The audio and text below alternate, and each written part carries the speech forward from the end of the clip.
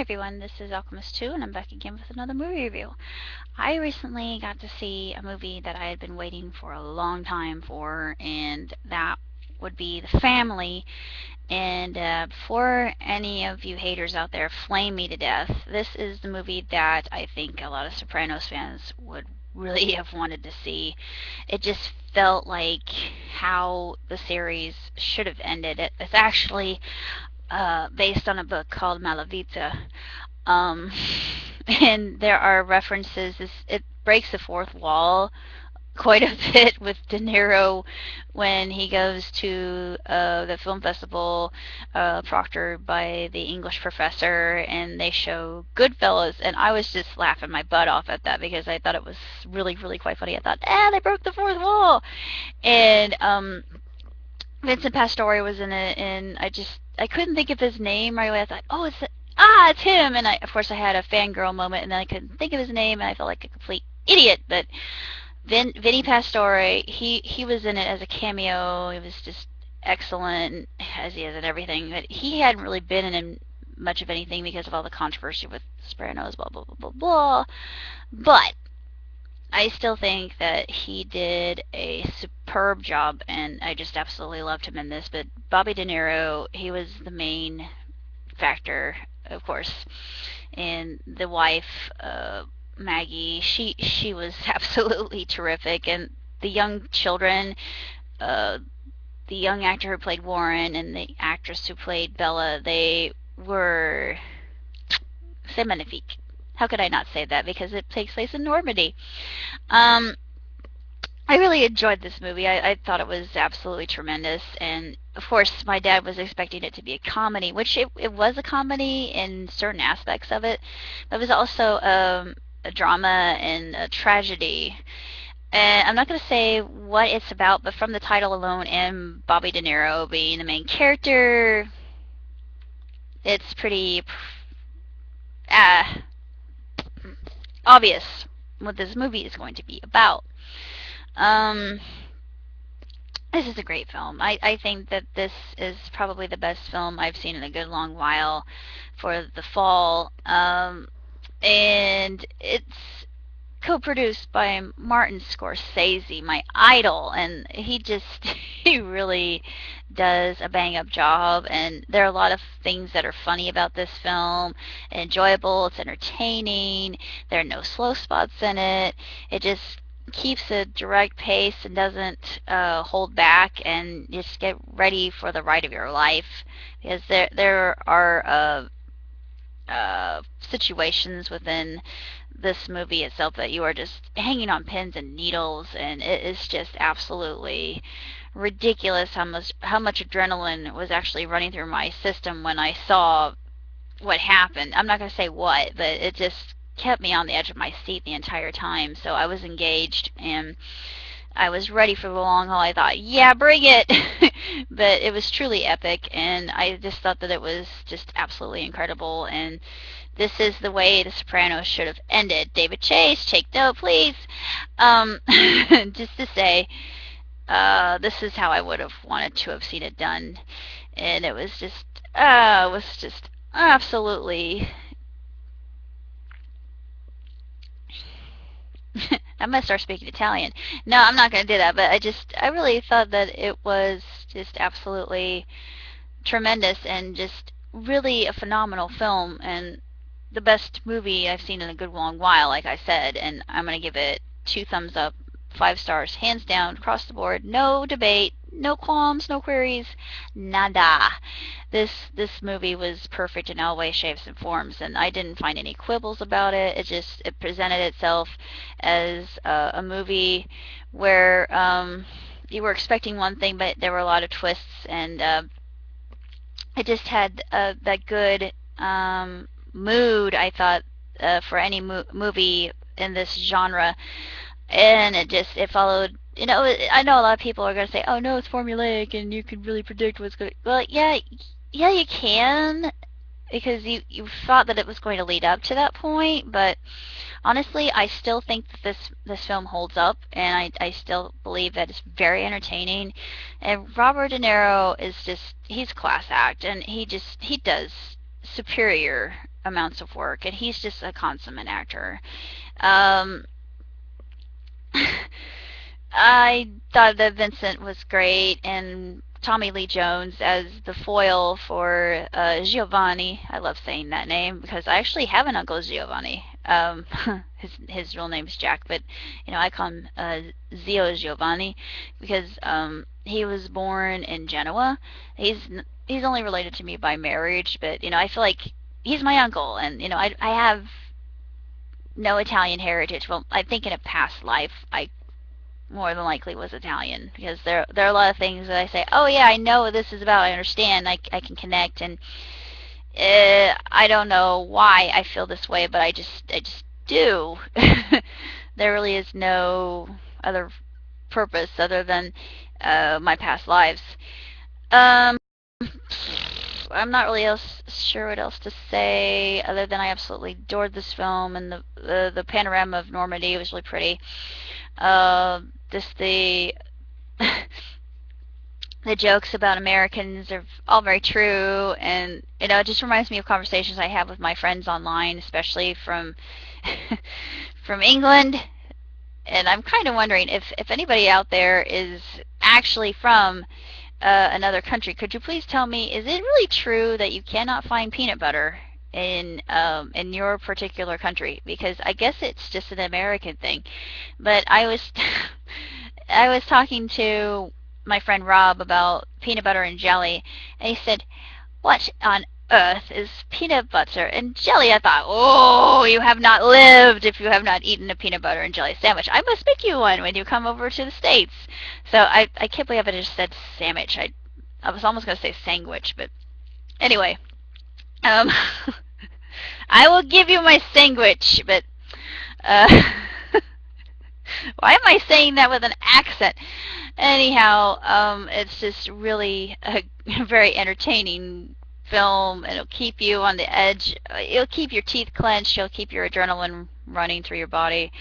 It's really a beautiful film, and it's funny too. I mean, there are a lot of things in this that'll just make you crack up. And Robert De Niro's delivery is so perfect. He's just absolutely top notch for this character, and how they make their reference to Goodfellas and breaking the fourth wall with that scene in the cinema, or the Musée de Culture, as they called it, the Museum of Culture. I love the way the French describe things. But anywho, I just really felt that it was just a classic film in this particular genre. And if you like Robert De Niro, if you think that he's kind of a washed up character or actor, no, I think that he has redeemed himself through this film. If you don't, I'll tell you where to go.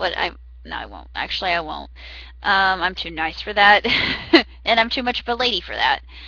Anyways, I think that this film has definitely redeemed Mr. De Niro, and I love him to death. I was lucky enough to actually get his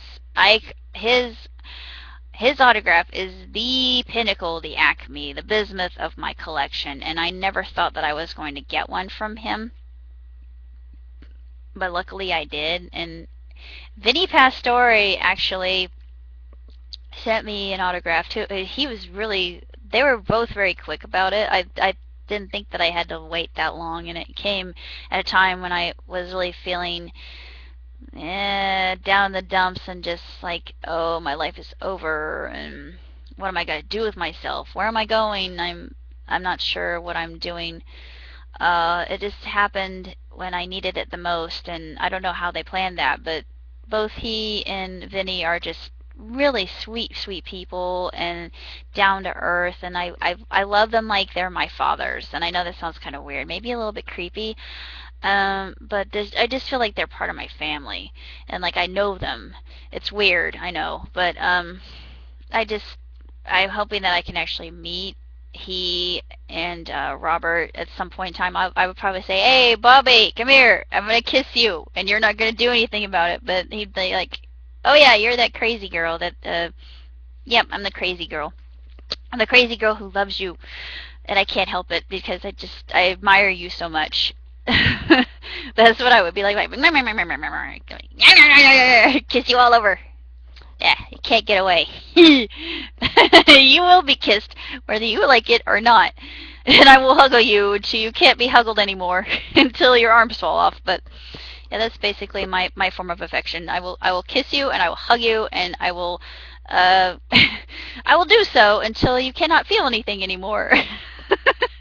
You will be numb because that's all you will remember is my attack of my glomping and my huggling. And well, at least that would be a pleasant way to go, wouldn't it? You won't die. Forget that morbidity behind that. I don't know what possessed me, but that's pretty much all I have to say about The Family, which is based upon the book Malavita. But it's I love Italian. I don't know why. It's just such a beautiful language. Um, Hopefully I can learn more if I get lucky. But I was going to do a quick update. I was a little bit behind on this piece of literature. I should have done that much earlier, but it's going to take them a month to get through all that rigmarole and malarkey. But as soon as they do, they'll give me a call. I can call person view back. I'll say, hey, what do you want? What time do you want me to come and take my examinations? Study, study, study, study, study, study, study until I fall down, turn blue in the face. Take my examination, pass it, God willing, and then at finally, long last, I can have a certification that reveals that, guess what? I can do this. I can take EKGs. I can read an EKG. I can perform an EKG. And maybe I can save your life. I can do CPR. I notice if somebody has symptoms of MI, and I know what to look for that. I mean, I've heard about it. I've seen it in person too. So I actually feel if somebody doesn't look right, my red flags go up, and I immediately notice it. And I'm always the first one. I think, okay, now I need to be calm, and this person needs to go to the cath lab, probably. Get the paramedics here, get them out, get them taken care of, and seen to promptly. And I'm always the one that goes into completely stoic survival mode. I've always been that way, and I don't know why. It just that certain part of my personality will take over. And I'm not really a serious person, but if it comes to emergency situations, I go into my survival mode. And I think I learned that from survivalist class when I was going through that in Girl Scouts. And once you're in a survivalist situation, you never really forget it, and it just sticks with you no matter what you do. It's just something that'll be ingrained. It'll be in your blood. I don't know what else I've been doing. I've been, let's see, working on just a ton of different things. I'm in a writer's club. Of course, I can't go to my writer's club on the 21st because I gotta work. Oh, I'd rather go to my writer's club. Oh well. Right now I'm working on a new Jack Spicer fanfic. Yes, I'm back into my old Jack Spicer mode again. I really want to cosplay as him. I know it sounds a little bit weird, but if I were, I would be making up a character, maybe a daughter, but I would have to come up with a name for her. It would have to be a Japanese name because he and Kimiko, I always pair the two together. They're one of my OTPs. Let me see, what else am I working on? I'm working on Jin's protection. Yeah, I got Trickster and Academic is already done. Felicia the Great. I'll inquire of you. I still haven't done that yet. And I'm working on just a variety of different stuff. And I'm actually starting to work on Variety Show, believe it or not. And I'm very happy with where it's going. And it's going to be kind of like my version of the Lawrence Welk show. Well, that's what the two characters, best of friends, they're thick as thieves, they decide to do when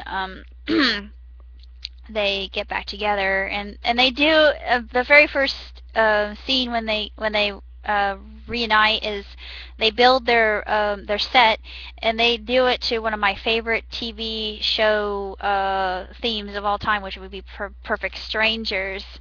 And I thought, what a fitting homage. And I don't know if a lot of people are gonna recognize that, or my love for the show.